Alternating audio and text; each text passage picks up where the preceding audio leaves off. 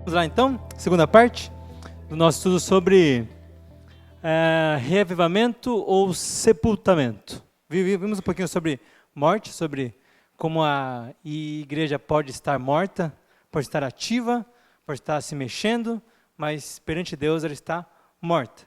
E vamos entrar na questão do reavivamento. Página 43 da sua apostila, se você tiver com a apostila, por favor, página 43, ponto 2.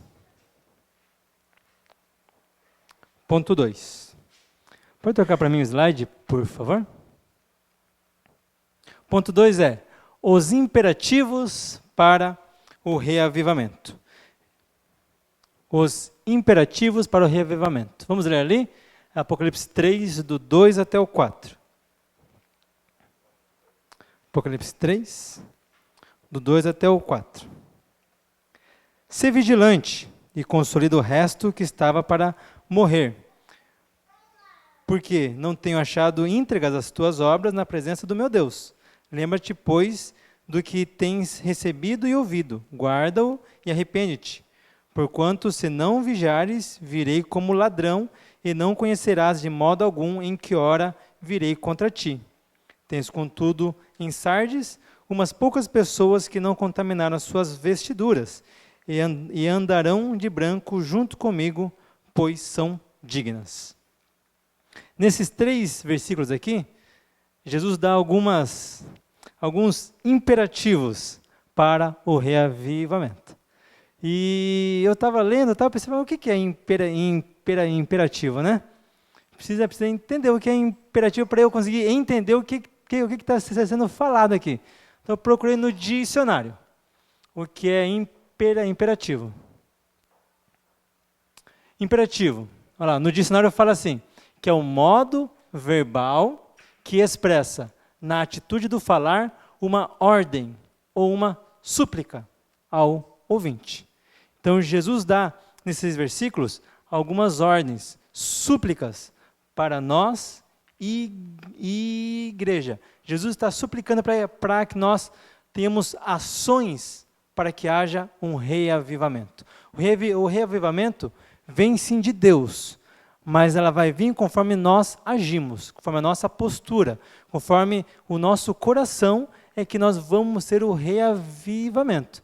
Então Deus vai derramar o reavivamento em nós. Mas o que é um reavivamento? Para nós desejarmos isso. Se não, um reavivamento, mas o que é? O que é um reavivamento? Você sabe? O que é? Que se eu falar assim, você quer um reavivamento? Eu quero... Mas o que é isso? Trazer a vida ao que está morto? Está chegando perto. Um avivamento novo. Está aí, está no caminho. Só que está muito assim, muito amplo, né? Vamos dar uma focada. O que é reavivamento para você? Uma autoanálise para mudança. É um caminho para alcançar o reavivamento, mas ainda não é o reavivamento. O Bruno está fingindo de falar. Pode falar, Bruno. Fala. Não?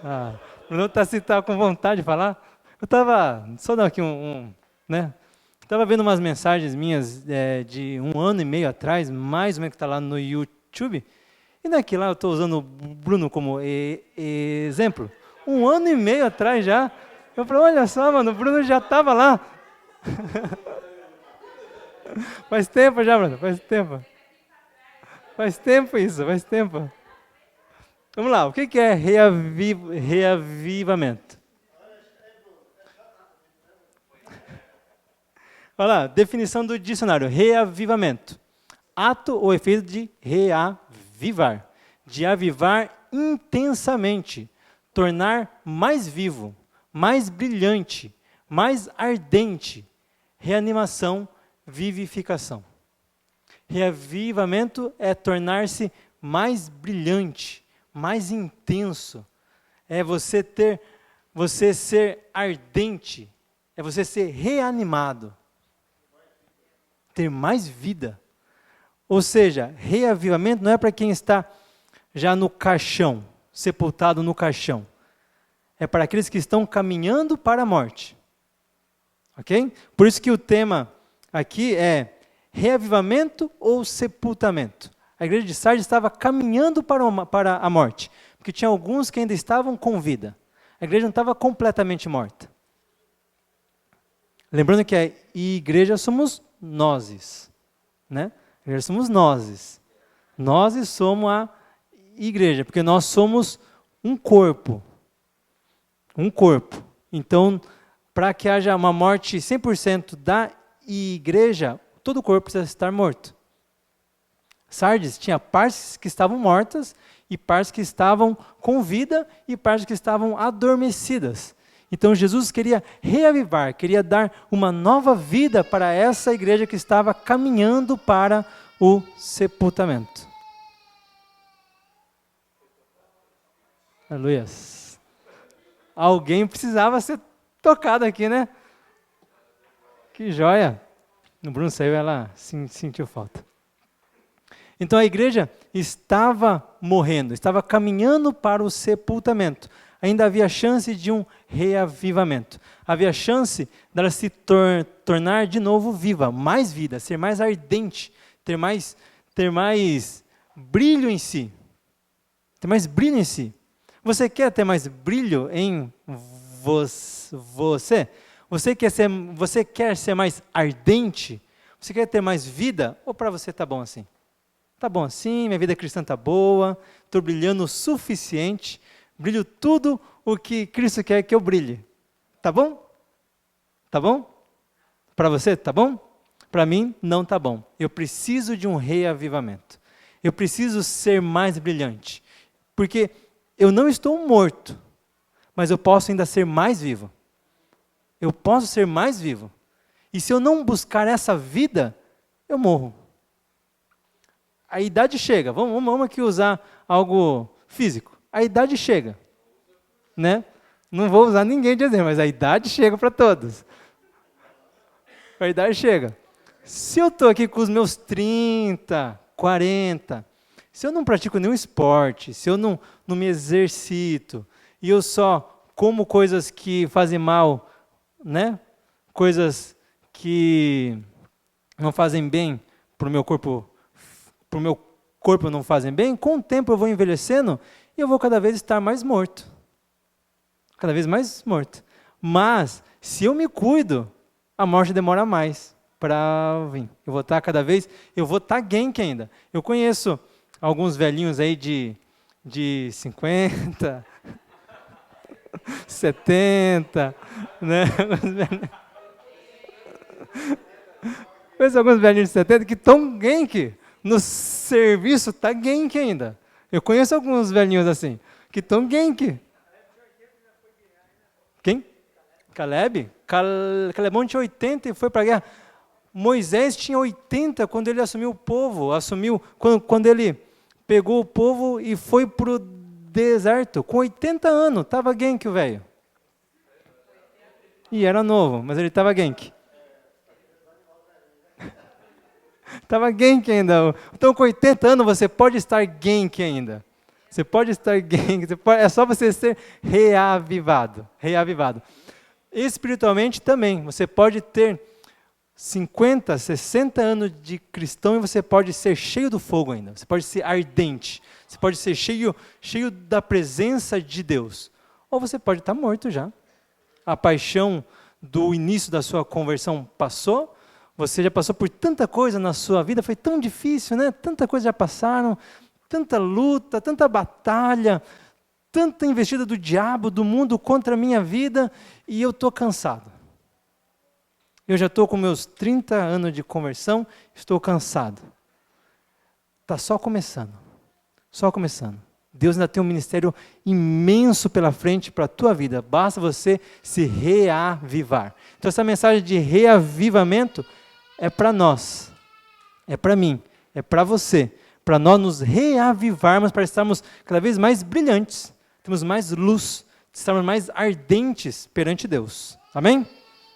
Então essa mensagem é sim muito atual e é para nós como igreja. Então quais são os imperativos que Jesus deu naqueles versículos? Ele deu esses imperativos aqui, ó. para o reavivamento. Ser vigilante, fortaleça ou consolida o que resta, lembre-se, obedeça e arrependa-se. São esses imperativos que ele passa nesses 4 versículos. 3 versículos. Ser vigilante, fortaleça, consolida o que resta, lembre-se, obedeça e arrependa-se. Vamos ler de novo ali, Apocalipse 3, do 2 até o 4? Ele já começa aqui, ó, Apocalipse 3, 2. Ser vigilante e consolida o resto que estava para morrer, para não haver um sepultamento. Então, reaviva isso aí. Porque não tenho achado íntegras as tuas obras na presença do meu Deus. Lembra-te, pois, do que tens recebido e ouvido. Guarda e arrepende-te. Porquanto, se não vigiar, vigirei como ladrão, e não conhecerás de modo algum em que hora virei contra ti. Tens, contudo, em Sardes umas poucas pessoas que não contaminaram as suas vestiduras e andarão de branco junto comigo, pois são dignas. Não vamos passar ponto por ponto, porque eles acabam entrando em áreas, em 3 áreas, que entra esses 5 pontos, nessas 3 áreas. Então, vamos ver essas 3 áreas que encaixam essas interações que Jesus deu. Olha lá, o primeiro ponto é uma volta urgente à palavra de Deus. O segundo, uma volta à vigilância espiritual. E o terceiro, uma volta à santidade. Para haver reavivamento, nós precisamos voltar urgentemente à palavra de Deus, voltar à vigilância espiritual e voltar à santidade. Então, vamos ver rapidinho, ponto por ponto, ok? Primeiro ponto, uma volta urgente à palavra de Deus. Está ali no versículo 3. Tá bom? 3:3. Lembra-te, pois, do que tens recebido e ouvido. Lembra do que você recebeu e do que você tem ouvido. Toda semana, Deus, Ele te oferece um banquete espiritual na palavra dEle. Todo dia, Ele te oferece um banquete espiritual na palavra dEle. Se você ler todo dia. Eu não vou falar aqui, quem lê todo dia a palavra, tá bom? Não vou falar porque, né, fica para a tua consciência. Mas você lê a palavra todo dia, porque todo dia Deus tem um pão nosso. Deus tem um pão nosso de cada dia. Deus tem um pão nosso. Deus tem uma revelação. Deus tem um alimento único, especial para você, que você precisa. Jesus é o nosso nutricionista espiritual. Ele sabe muito bem balancear o que você precisa se alimentar naquele dia, naquela semana. Ele sabe, para que você tenha uma vida saudável, para que você tenha uma vida espiritual boa. Então, basta você buscar, basta você ler a palavra dele. Então, aquilo que lembra-te, pois, do que tens recebido, do que você tem ouvido. Lembra disso, guarda isso, viva a palavra de Deus. 2 Timóteo, vamos ali para 2 Timóteo.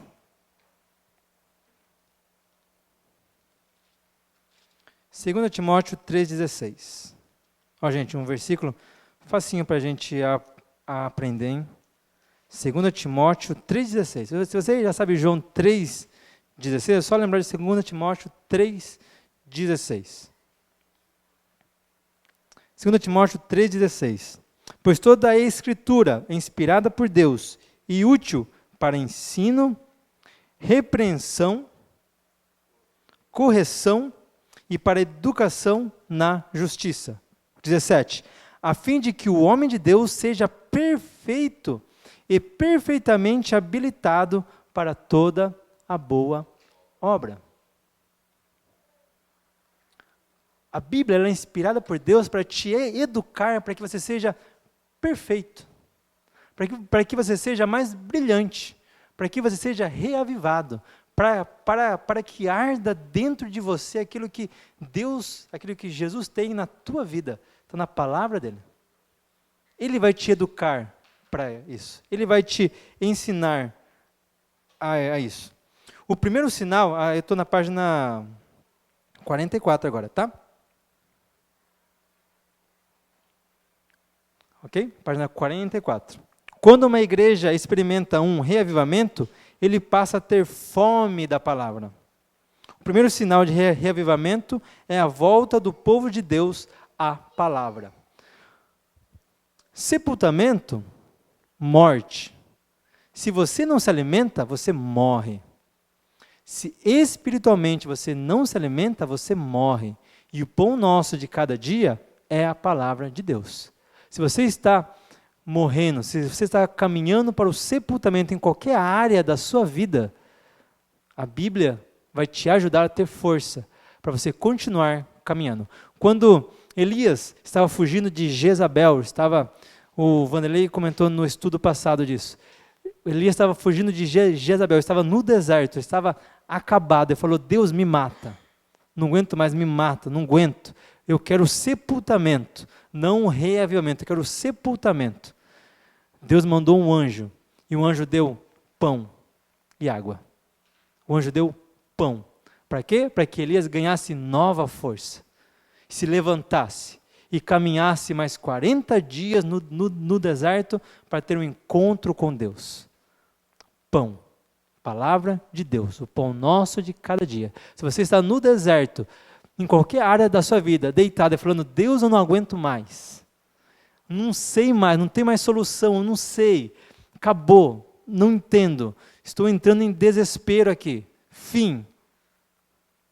Vá à palavra de Deus, é o pão, ganhe força e continue caminhando até você ter um encontro com Deus, até você ter um encontro com o Espírito Santo, até que Deus venha e fale ao teu coração, te dê nova força e você continue então a sua caminhada cristã. Irmãos, não pare, persevere para que você então consiga alcançar as promessas de Deus na tua vida.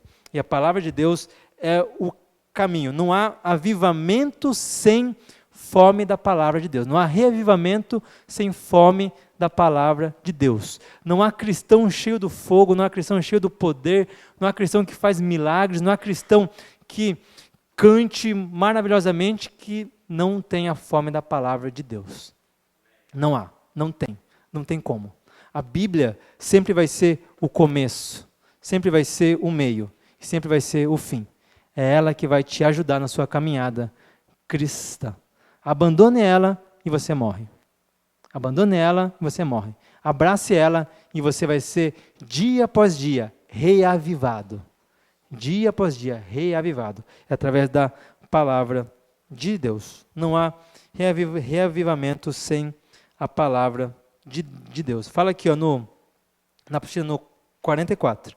O avivamento não pode ser confundido com liturgia animada, com culto festivo, inovações litúrgicas, obras abundantes, dons carismáticos, milagres extraordinários. O reavivamento é bíblico ou não vem de Deus.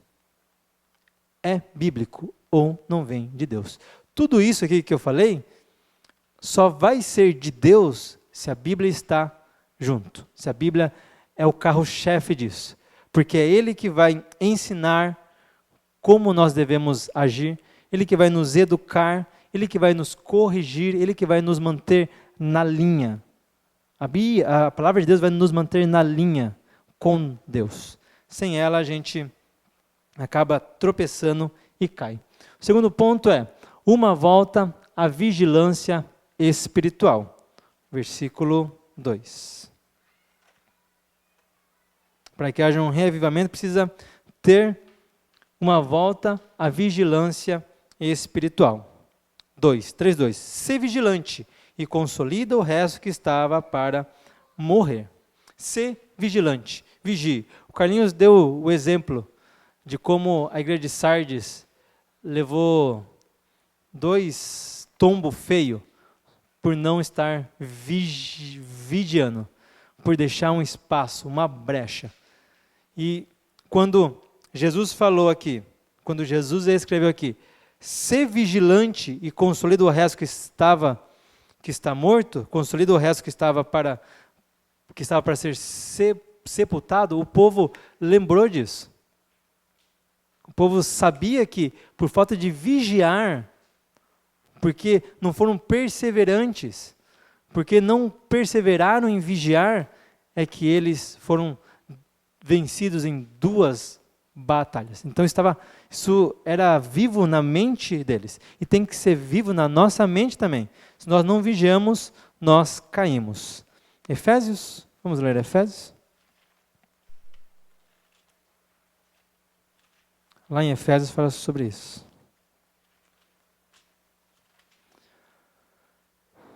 Efésios 5,14 até o 16. Tudo bem? Efésios 5,14. Pelo que diz: desperta, ó tu que dormes, levanta-te de entre os mortos, então Cristo te iluminará, Cristo te reavivará. Portanto, vede prudentemente como andais, não como nécios, e sim como sábios, remindo o tempo, porque os dias são maus. Desperta, acorda. Não é para você que está dormindo, não, para você também. Mas aqui está falando isso. Desperta, né?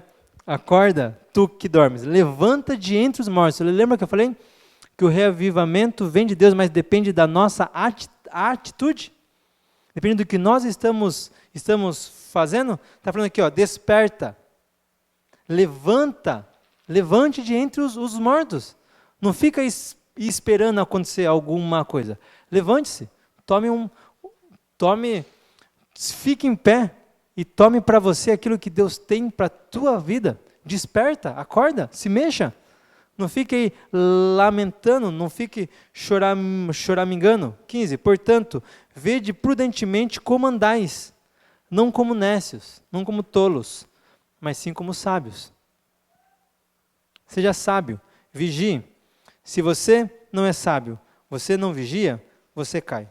Eu já ouvi muita gente bater no peito, falar assim, ó, de Cristo eu não solto nunca.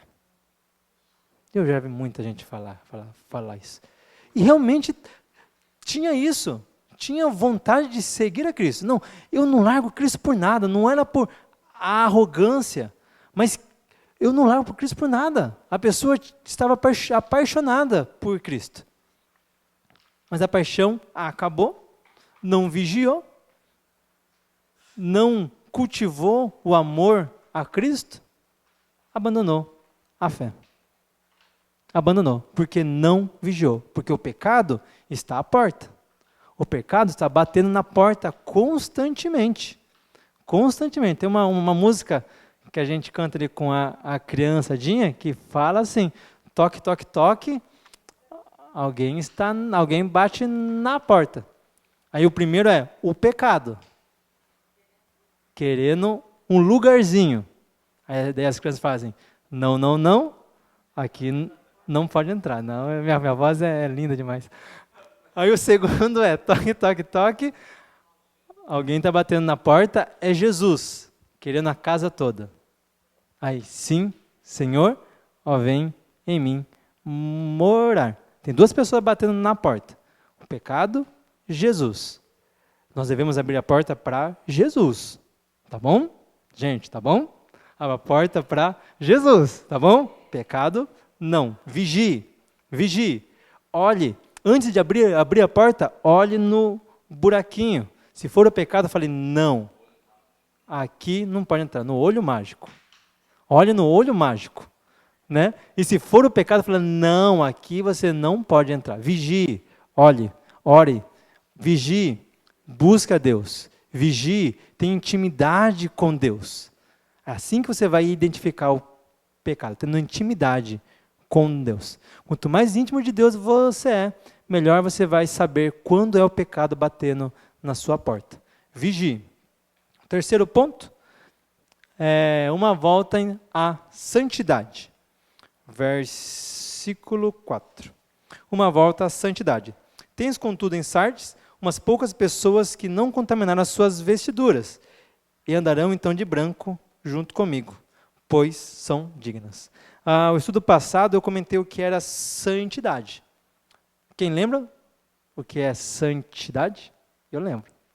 O Elton lembra também, porque a gente teve estudo essa semana, ele ele me falou lá. Santidade não é você passar 3 horas de joelho no chão buscando a Deus. Isso não é santidade. Isso é o caminho que te leva à santidade. Mas não é santidade. Eu posso estar 3 horas com o joelhinho no chão e não ter uma vida santa. Não faltar nenhum culto não é santidade. É um caminho que te leva à santidade. Mas eu posso vir em todo o culto e ainda ser morto. Santidade é o que essas pessoas aqui essas poucas pessoas estavam fazendo. Elas não se contaminaram, elas não sujaram as suas vestes. Enquanto toda a igreja estava se contaminando, eles se mantiveram separados, santos. Não vou contaminar as minhas vestes. Eu vou permanecer santo. Se ele está fazendo isso, eu não vou fazer isso. E no que eu puder, eu vou ajudar ele a não fazer mais. Mas eu não vou fazer a mesma coisa. Isso é ser santo, separado. Ser santo no teu serviço não é você orar pela tua refeição. Isso já me faz santo. Não. Lógico que faz parte da vida cristã, mas não é isso que te faz santo. O que te faz santo é as pessoas falarem mal do seu chefe e você não falar mal. Isso te faz santo. Porque você é diferente. Quando as pessoas mentem para pegar uma folga, você não mente. Você conta a verdade. Eu estou cansado e hoje eu não quero ir para o serviço. Estou com preguiça. Eu não quero ir para o serviço hoje. Pelo menos não está mentindo, né? Pelo menos não está mentindo, né? Então é só você ser diferente das pessoas que estão à sua volta. Mas diferente no sentido de faço a coisa certa, faço o que agrada a Deus. Eu amo a Jesus, então eu vou fazer o que agrada a Jesus. Isso é santidade. Agora, o meu joelhinho no chão, o meu tempo com Deus me ajuda a manter essa santidade. É bom, é importante. Não faltar aos cultos é importante. Na reunião de oração é importante. Orar antes de você se alimentar é importante, faz parte da sua vida santa, separada. Mas ser santo é você não se contaminar com o pecado, mesmo que em volta o pecado esteja tomando conta. Efésios 5 fala um pouco sobre santidade. Efésios 5, 25 e 27. Efésios 5, 25 e 27. Marido, amai as vossas mulheres. Peraí, não é sem santidade? Por que eu estou lendo isso aqui, né? Estranho, né? 5, 20, tá certo, aí, gente, é 25 mesmo. Marido, amai as vossas mulheres como também Cristo amou a igreja e a si mesmo se entregou por ela, para que a santificasse, tendo-a purificado por meio da lavagem de água pela palavra, para apresentar a si mesmo a igreja gloriosa, sem mácula, sem ruga, nem coisa semelhante, porém santa e sem defeito. Eita! Cristo se entregou a si mesmo para santificar a igreja, para te santificar, irmão. Cristo morreu, se entregou para santificar você. Para quê? Para que você fosse purificado por meio da lavagem de água pela palavra de Deus. Pela palavra de Deus você é lavado, você é santificado. Então você é apresentada perante Deus, igreja gloriosa, igreja sem mácula, igreja sem ruga, igreja sem defeito, santa. Igreja gloriosa. Você é uma igreja gloriosa? Você é uma igreja gloriosa? Você é uma igreja gloriosa? Eu quero ser. Eu preciso de um reavivamento para conseguir ser uma igreja gloriosa. Uma igreja sem ruga, sem mancha, sem mácula. Jesus providenciou isso. E através da lavagem, água, palavra. Lembra? Elias estava desesperado no deserto. O que o anjo trouxe para Elias? Pão e água. Pão e água. Nós somos lavados através da água pela palavra. No 26. Para que a santificasse, tendo-a purificado por meio da lavagem de água pela palavra. Pão e água. Pão e água te fortalece. Pão e água te faz começar um reavivamento na sua vida. Então você volta urgentemente à palavra de Deus, você volta a ter vigilância espiritual, você volta à santidade, então você está caminhando para o reavivamento. É a tua parte, é a minha parte para o reavivamento acontecer. Você busca a palavra, vigia e vive uma vida santa, uma vida separada. Então é a tua parte para que aconteça o reavivamento. Aí tem a parte daí de Deus. Vamos para a segunda parte? Pode trocar o slide, por favor? Ok. O agente do reavivamento. Vamos trocar aqui de a página da apostila. É a página 45. O agente do reavivamento. Quem é o agente do reavivamento? Jesus. Porque ele é o dono da igreja. Jesus conhece e ele é o dono da igreja. O principal interessado no reavivamento da igreja é Jesus. É o mais interessado. Ele quer que a igreja seja reavivada. Apocalipse 3, 1.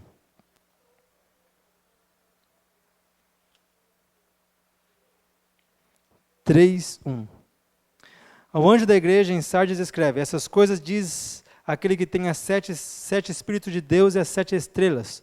Conheço as tuas obras, que tem nomes de que vive e está morto. Cristo conhece a igreja dele.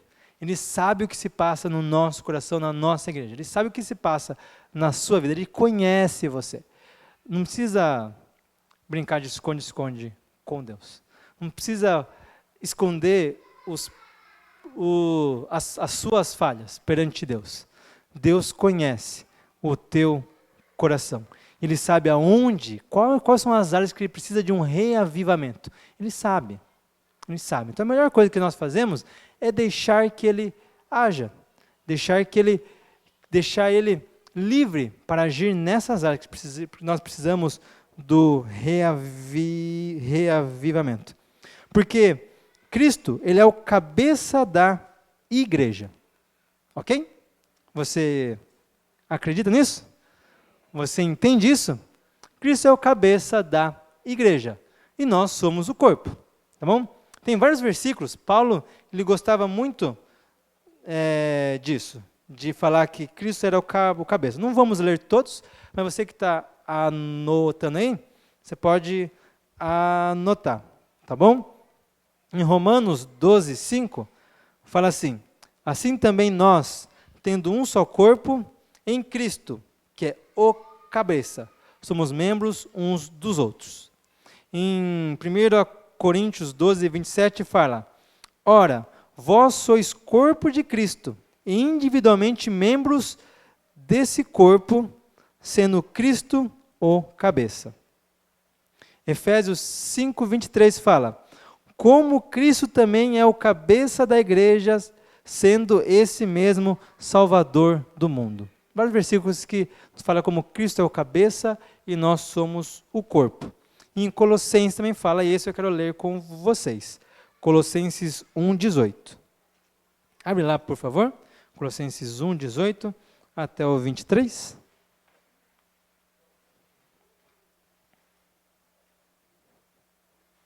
Colossenses 1, 18 até o 23. 18. Ele é, Cristo, ele é o cabeça do corpo da igreja. Ele é o princípio, o primogênito de entre os mortos, para em todas as coisas ter a primazia. Porque aprove a Deus que nele residisse toda a plenitude, e que, havendo feito a paz pelo sangue da sua cruz, por meio dele reconciliasse consigo mesmo todas as coisas, quer sobre a terra, quer sobre os céus. E a vós outros também, que outrora erais estranhos e inimigos no entendimento pelas vossas obras malignas. Agora, porém, vos reconciliou no corpo da sua carne, mediante a sua morte, para apresentar-vos perante ele santos, inculpáveis, irrepreensíveis, se é que permaneceis na fé, alicerçados e firmes, não vos deixando afastar da esperança do evangelho que ouviste e que foi pregada a toda criatura debaixo do céu, do qual eu, Ed, me tornei ministro. Cristo é o cabeça. Por que ele é o cabeça? Porque ele reconciliou todo mundo com Deus. Ele te reconciliou com Deus. É através dele que nós temos acesso a Deus.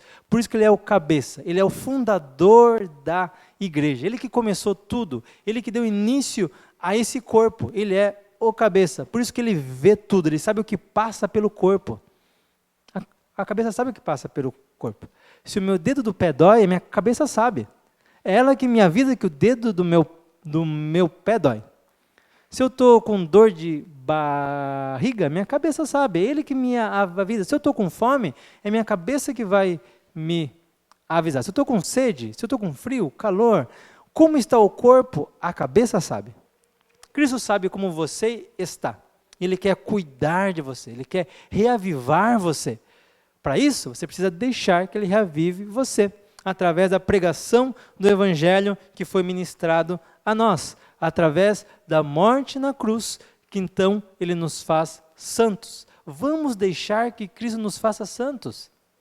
Vamos deixar que Cristo nos alimente. Vamos deixar que Cristo cuide de nós. Ele quer cuidar de você. Ele quer cuidar de você como a cabeça quer cuidar do corpo. Ele quer cuidar de você. Deixe Cristo cuidar. Deixe.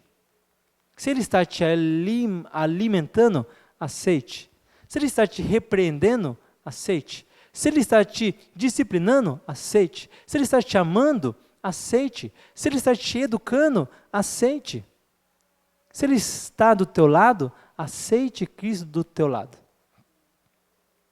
Então ele vai te fazer santo, inculpável, irrepreensível. Apenas deixe que o dono da igreja tome conta da igreja. E ele é o meu dono, ele é o teu dono, porque ele já nos comprou por um preço muito alto. Ele já nos comprou por um preço incalculável. Ele já nos comprou. Somos dele. Pertencemos a ele. Então vamos deixar que ele seja o nosso Senhor. E entregar tudo nas mãos dele. Amém?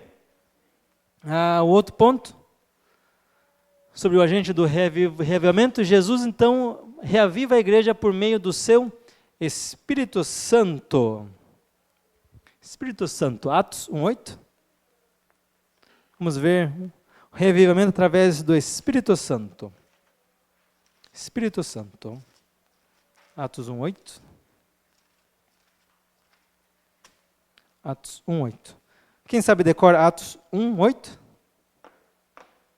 É bom saber decor, hein? Atos 1:8. Se você não sabe, está aí uma dica boa. Que é uma promessa de Deus para você. É uma promessa de Deus para você. Uma promessa de Deus que Deus deu para você. Atos 1:8. Então tenha isso forte no teu coração. Recebereis poder ao descer sobre vós o Espírito Santo. Então sereis minhas testemunhas, tanto em Jerusalém, como em toda a Judéia, Samaria e até os confins da terra. Promessa de Deus para você. Você vai receber poder. Tem uma versão que eu gosto que fala que vocês vão receber virtude. Receber virtude do Espírito Santo. Para que vocês sejam então minhas testemunhas. Vocês vão receber poder vindo do Espírito Santo. E isso aconteceu em Atos 2:1. Ao cumprir-se o dia do Pentecostes, estavam todos reunidos no mesmo lugar. De repente veio do céu um som como de um vento impetuoso e encheu toda a casa onde estavam assentados.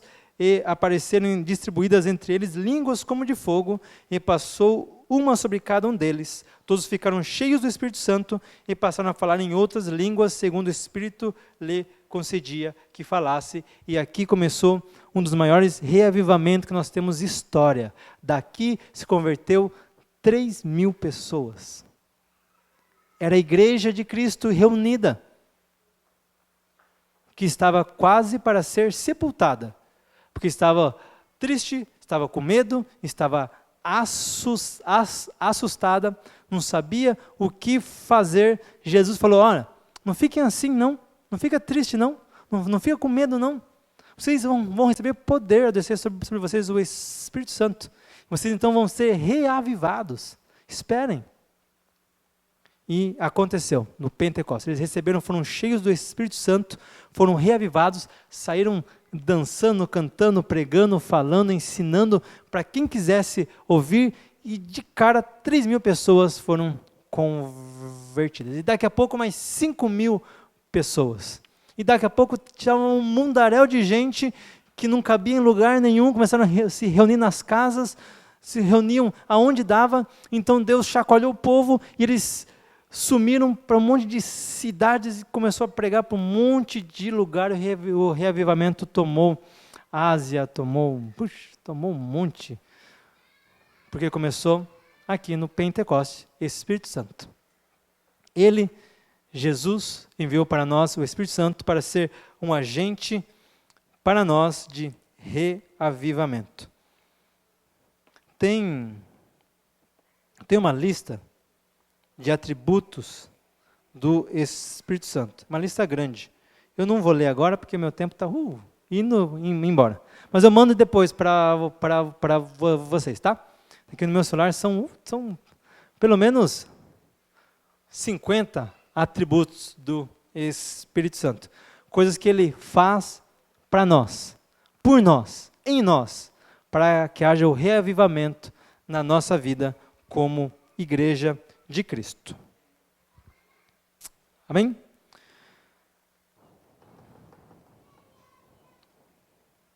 Próximo, por favor. Então vamos para as bênçãos do reavivamento. Promessas, bênçãos do reavivamento. Vestes brancas e o nome no livro da vida. Está lá no verso 5. Vamos ler lá no verso 5? 3:5. Apocalipse 3:5. Ao vencedor será assim: vestido de vestiduras brancas, e de modo nenhum apagarei o seu nome do livro da vida. Pelo contrário, eu confessarei o seu nome diante do meu Pai e diante dos anjos de Deus.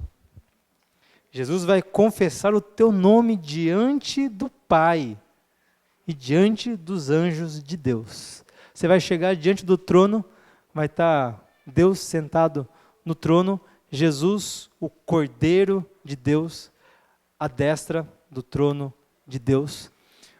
Um mundaréu de anjo em volta para ver o teu julgamento. Você vai chegar lá e Jesus vai vir, vai te dar um abraço e vai falar: Pai, esse aqui é amigo. Esse aqui é o Ed, conheço bem. Nós já fizemos isso, fizemos aquilo outro. A gente deu muita risada com isso, a gente chorou muito com isso, a gente lutou nessa batalha, a gente venceu aqui, a gente caminhou ali e ele está aqui porque eu trouxe ele. Isso é bom, né? Isso é bom, né? Isso é bom, né? E você vai estar vestido com vestes brancas. Apocalipse 19 fala sobre isso. Vamos um pouquinho mais para frente, a gente vai chegar lá depois, mas vamos lá. 19, 6 até 8.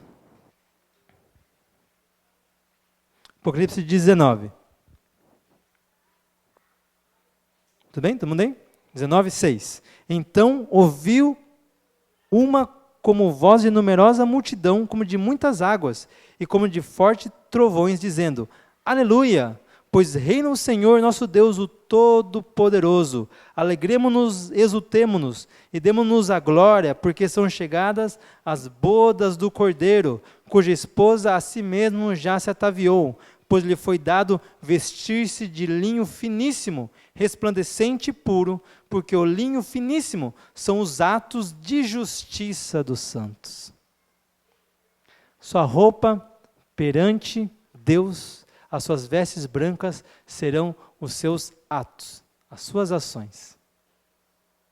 Se você não agiu muito bem, você vai estar de mini saia, você vai estar de mini blusa e vai passar vergonha. Se você não fez nenhuma obra, você vai estar nu perante Deus. Nu perante Deus. Qual vai ser a tua veste nupcial para o casamento? Porque aqui fala que é a noiva, a esposa do cordeiro, a noiva, a esposa. Aqui já é esposa, já casou, já não é mais noiva, é esposa. Já está casado, esposa do cordeiro está sendo apresentado perante Deus. Está sendo apresentado perante os anjos. Você. E como você vai estar vestido? Vai ser com as suas obras. Suas obras vão ser as vestes brancas, o linho fino, que vai estar cobrindo você. E em Mateus, Jesus fala de uma parábola. A parábola das bodas, que tem tudo a ver com isso.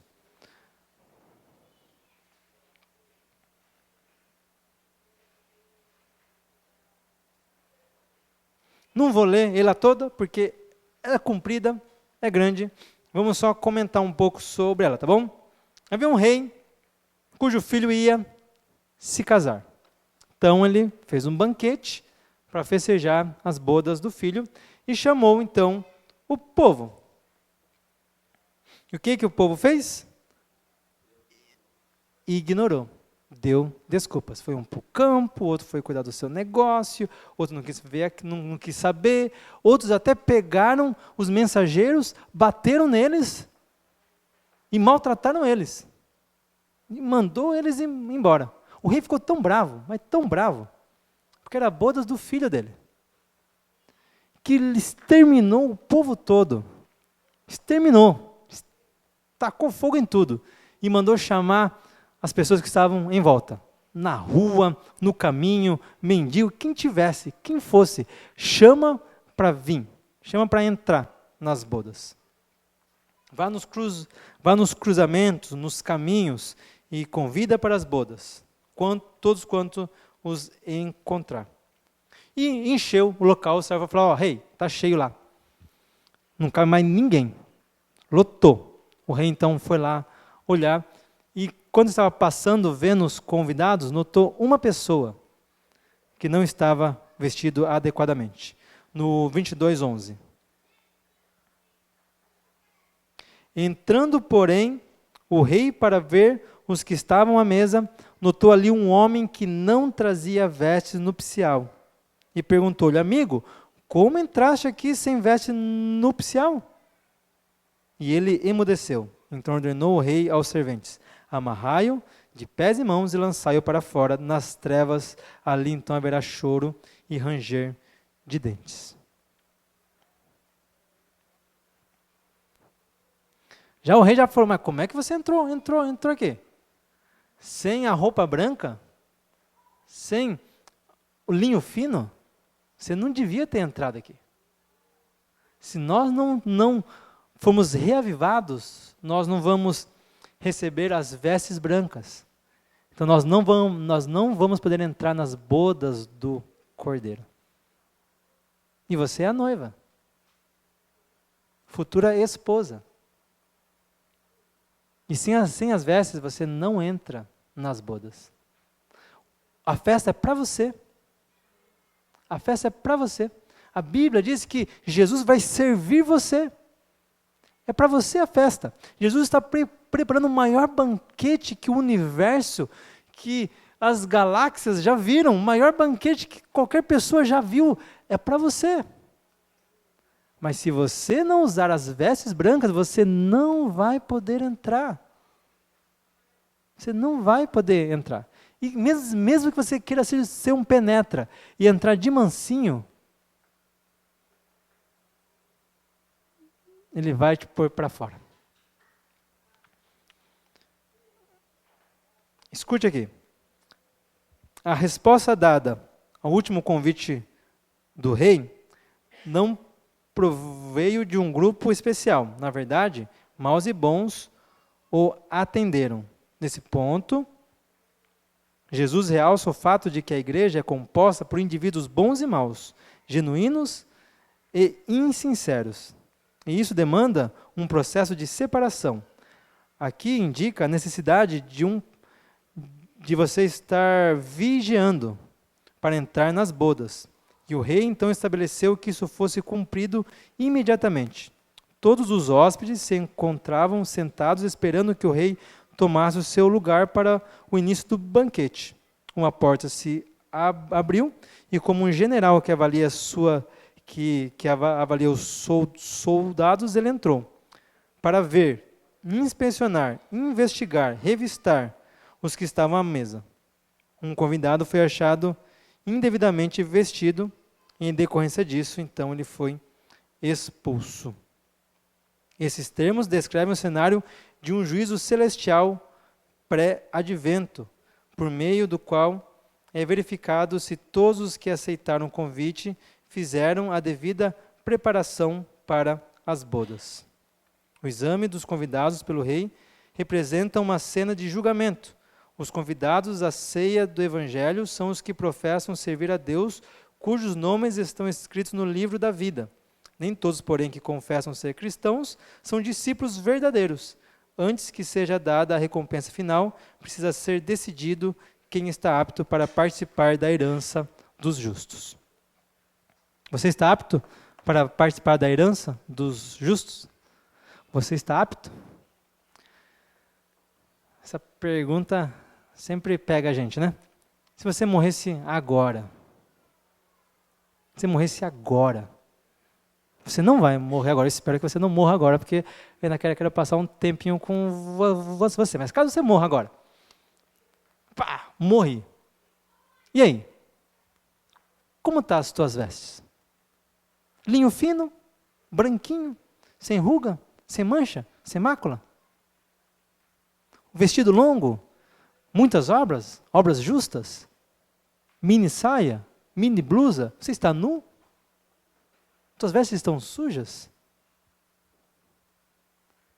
Como você se apresentaria perante Deus hoje? Você precisa de um reavivamento? Você precisa de um reavivamento? Leia a Bíblia. Vigie. Busque a Deus, Jesus, Espírito Santo. Deixe Jesus cuidar da sua vida. O Espírito Santo, a Bíblia diz que ele é o amigo que vai cuidar da noiva até que o noivo chegue. Deixe o Espírito Santo, então, trabalhar na sua vida. Busque o reavivamento de Deus. Amém?